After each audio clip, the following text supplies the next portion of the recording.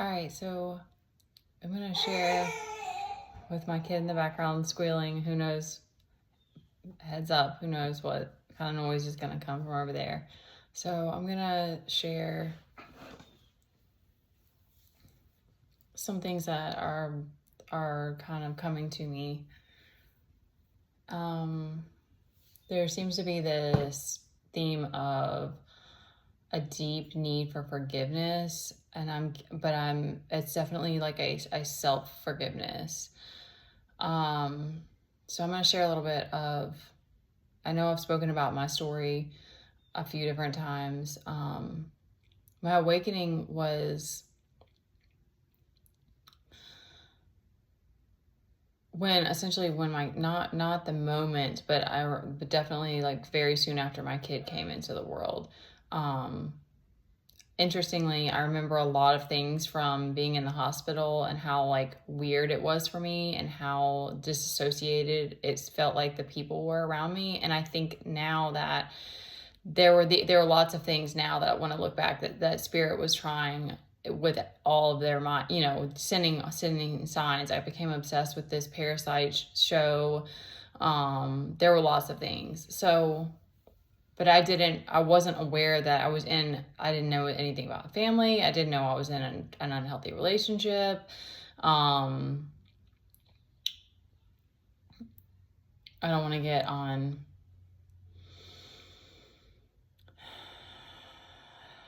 I don't want to get pulled away. Okay. All right. They said this is important. Okay. So, my mom wasn't really there for me the way that I needed her to be right after Teddy came into the world. You're just raw and open and not knowing what you're doing for the first time as a parent. And I remember so much stuff was put on to me about postpartum, and my ex was like super worried about it. And sometimes that's the thing, especially I think as empaths, is it's like, sometimes it's I don't know. I don't even, I'm too much of an analytical person. I don't want to get all involved in like black magic, and I do find entity stuff interesting, but it's like a lot of it comes down to like holding your, like going through the process of letting go of the fear, like going through the shadow work. And once you do that, then a lot of these things just dissolve. Because you can easily get caught up in paranoia, or what is the word, analysis paralysis, like with all of these different things, and just letting the mind go already brings you some relief. So I felt very thrown to the wolves. There were things that happened where my ex I didn't feel like he was there for me. He did do things if I asked him to. It's not like he wasn't there with me with Teddy, and he was a good dad. But I felt very emotionally abandoned. My mom and I got in a fight because I needed to start weaning Teddy, and she thought that I should be doing breast milk. She kicked me out. She kicked us out of that house. We had a place to live in Mobile, so we had somewhere to go. But this was just like all of these things were happening at like the most vulnerable time of my life when I was desperate for support. And I got close to the lactation consultants when I called them up if I needed them, but I didn't have like a sisterhood and stuff. And that's absolutely, especially if you don't know if your parents or your family is going to be there. There are lots of stories that I'm not going to get into now of crazy things that happened. And so this rage, it started off as like a depression. It started off with like postpartum, and I struggled with not every single time my kid cried, but like there were times when he was crying, and I remember reading about it, and they were like, if you need to go take a breath, like go outside. And I would do that, and I would just like try to breathe. And because it naturally sets off your nervous system as a woman, as a mother, because to heed the call. But like for a lot of us, if you grew up in environments where screaming triggers you, like you heard your parents screaming or something like that, and it triggers you. I'm not sure all of the reasons, but regardless, like that's, and to this day, like even though I've learned to adapt, but like my kids stem noises, that I put headphones in all the time or I walk outside because I need a break from it sometimes. So I'm very sensitive to noise in that way. And so it would set off my nervous system, but it would set me into fight or flight.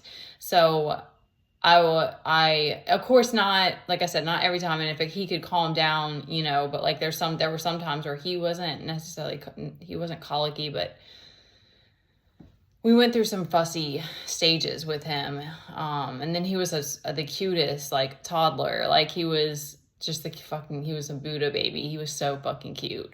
But he did start becoming kind of ADHD and stuff, but like, he was adorable. Anyway,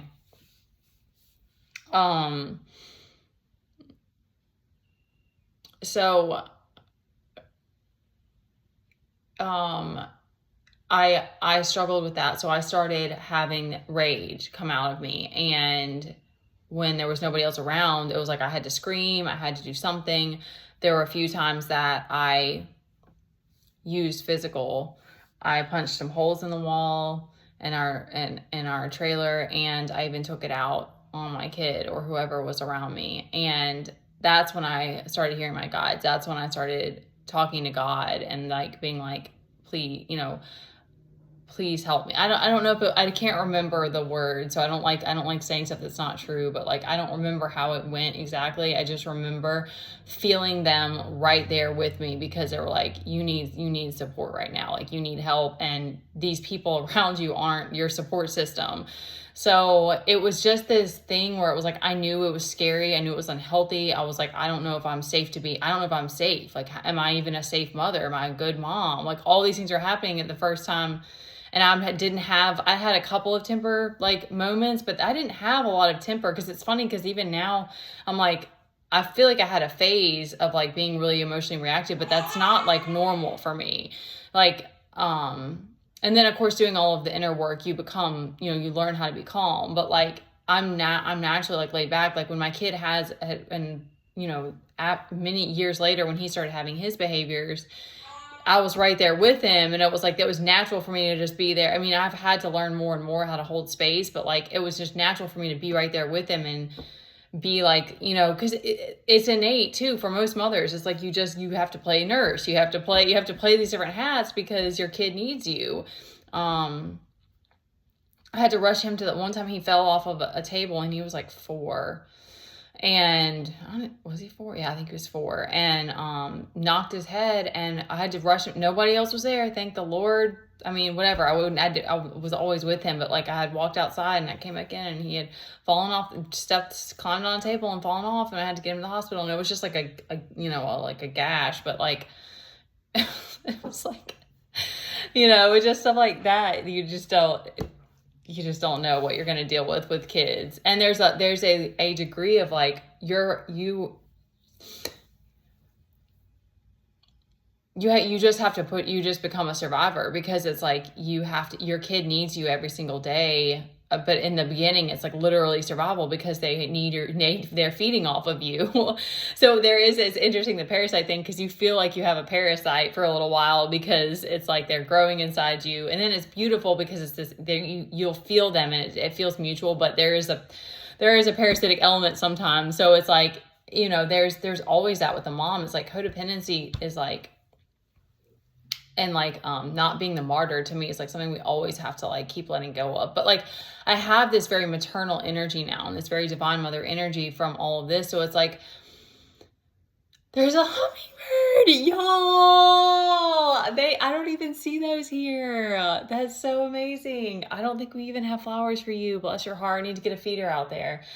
Oh my gosh, that was so cool. Okay, and I know it's dark in here because it's cloudy outside. Okay.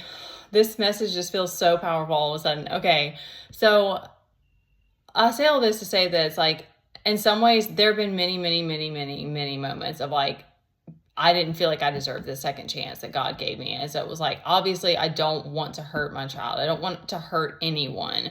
I didn't want to struggle with this lack of self-control, like this like explosive anger.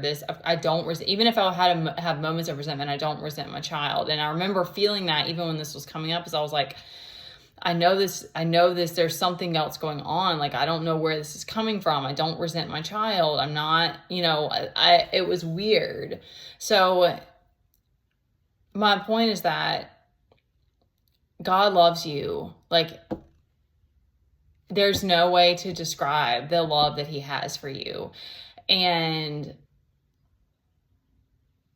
he loves us through all of it. Cause like I still have things like, because that I'll always have.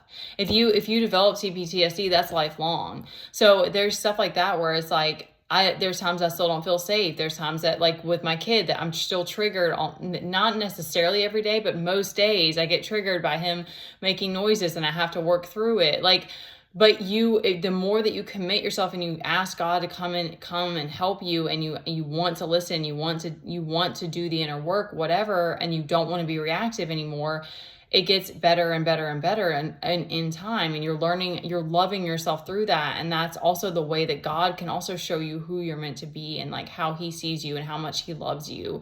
And that we're all broken, that it's like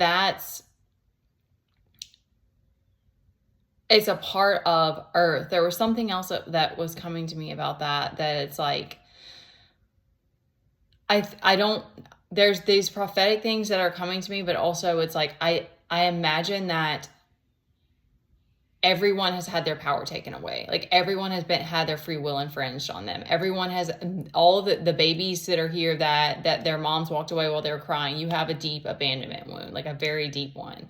So it's like, and then added to that, like the birth process, except for the people who are amazing and they have home births, so they have water births that are less traumatic. But the process of labor, to me, like my kid we both were having our heart rate and blood pressure all over the place until it started pushing, because then he feels the pressure and the comfort, but I think they're getting shaken up in there. I don't know what's going on, but your uterus is contracting, so I imagine it's not very fun for the fetus either in there.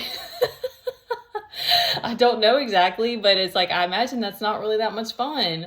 So, cause you have to think about that, cause it's like, that's still a conscious being that they just are like, and then, your memory gets swiped or whatever, but it's like, they're still living. So, the process of birth is kind of traumatic. So that's, okay.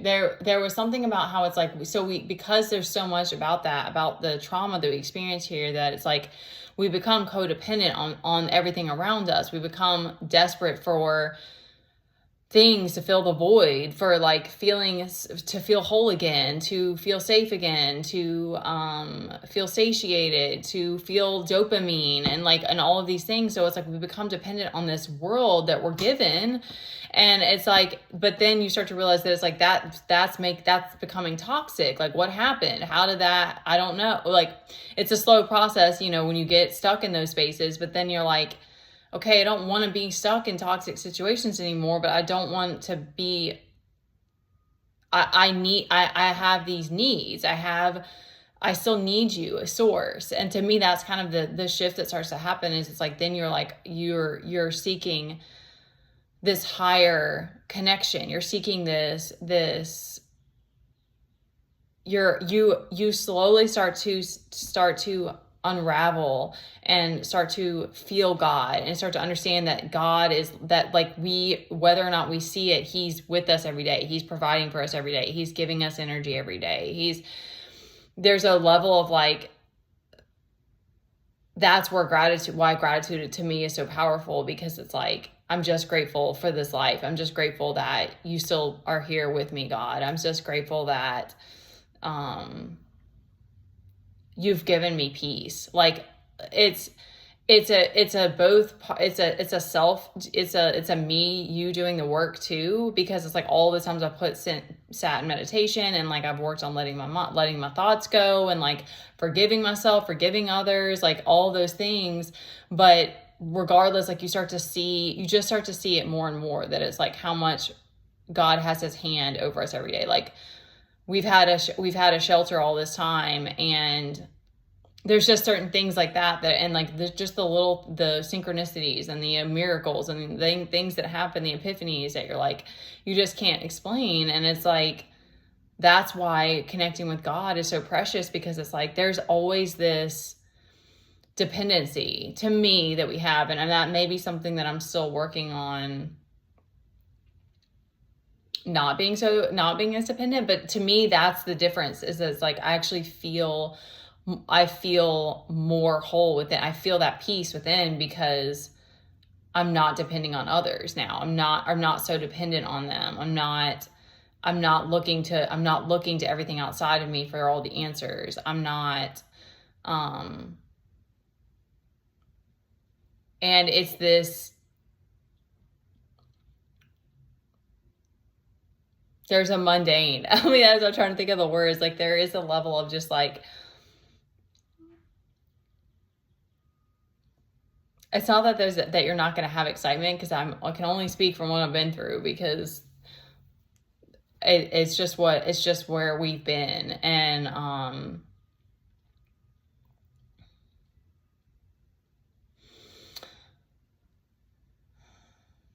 you start to just be able to let go of a lot of things more and more, forgive a lot of things, and not feel this need to,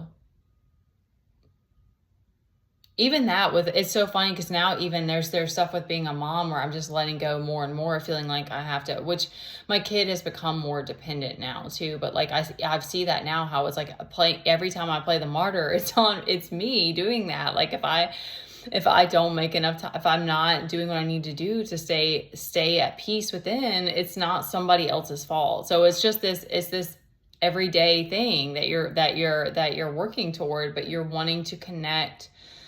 You're wanting to feel whole within. You're wanting to connect. You're wanting to be closer to God. Like I that's how it is for me. It's like I love feeling Him and hearing Him. Like it's like, that's to me why it's like we're walking each other home, because it's like my journey to me is interesting, because it's like I think a lot of people knew that their families were messed up, were crazy, or like whatever it is, or like they had a really tumultuous childhood, but mine was different in that there was I don't know how we were in the financial situation that we were. I don't ask questions. I don't care to ask questions. There was a lot of I remember there being gossip. I remember my mom talking about my dad behind his back, and like I remember, but we had all that we needed. We lived out in it was a little bit weird, because now I see this kind of like control, fear based type of parenting, but like we lived by the water and we got to play outside all the time. And then my mom had money to she loved to take us shopping, which I do think is a little weird now, because it's like the dressing dolls kind of thing. But like we had staying at my grandmother's house, which was like, I have so many amazing memories from that. And like, I was very blessed. We were very, very blessed. And those are things too that I'm always like grateful for.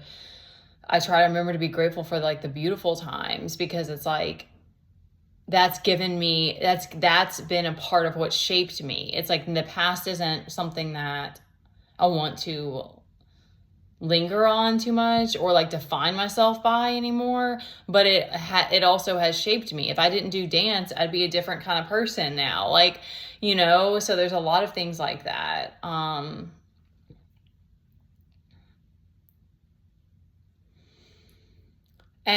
my life is so slow now.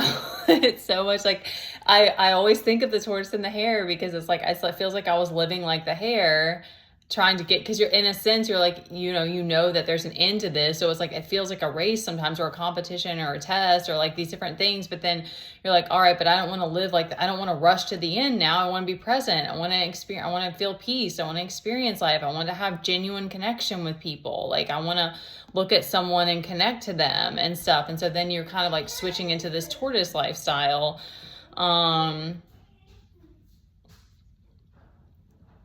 And that's when all of these other things can happen. Like you get downloads because you're freeing up this space for that to happen. And then, although it's crazy, because it's a whole separate thing of like with the dance and all of the just things that you're going to navigate that are just not expected, or you don't know what's around the corner or how things are going to pan out. But it's like, that's, to me, it all goes together of like why God's like, just come back to your breath. Just listen. Just hear my voice. Just take it slow. Just rest right now. If you're fatigued, like it's like you're learning this whole new way of being, and you're like, because I think about that now, and I'm like, everything is everything that I've ever done is God. Like, all of these things, all of these videos that I made haven't made any money, but it's like, hopefully it's helped someone. Like, that was really the goal, is to give back. And so,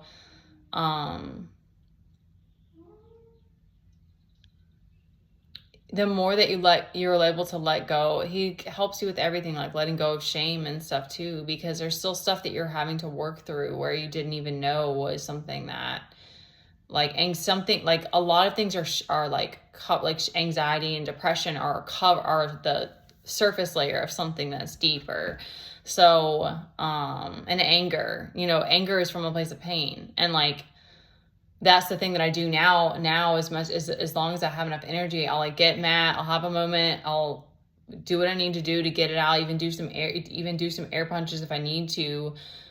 And then I try to hold myself, because it's like, the more that you can like have that like recovery with yourself, the more that you're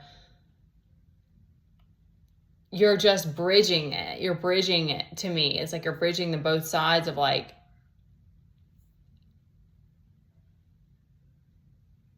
you're bringing it back into unity.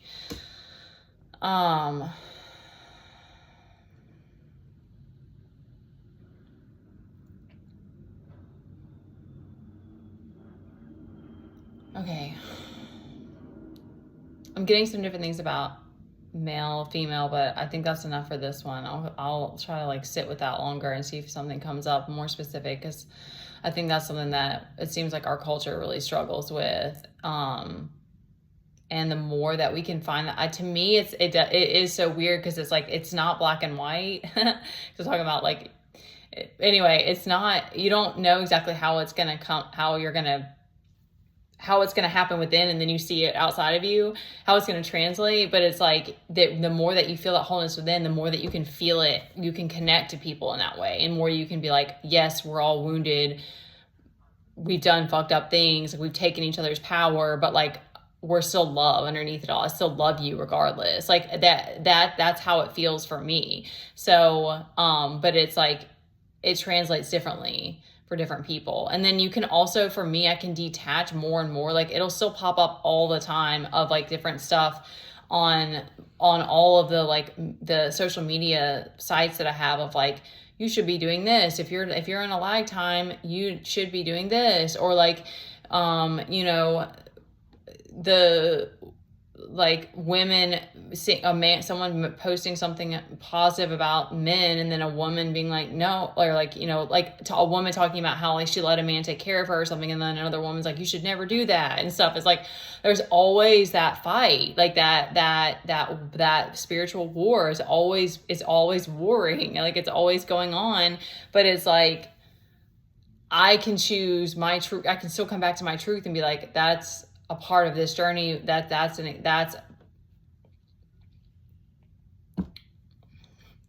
gotta wrap this up. I can choose how I want to view that. Like, that may be occurring outside of me, or I don't want to get all like ethereal with it, but it's like, I know that we are love. I know that I feel that there's unity within. I know that God sees us as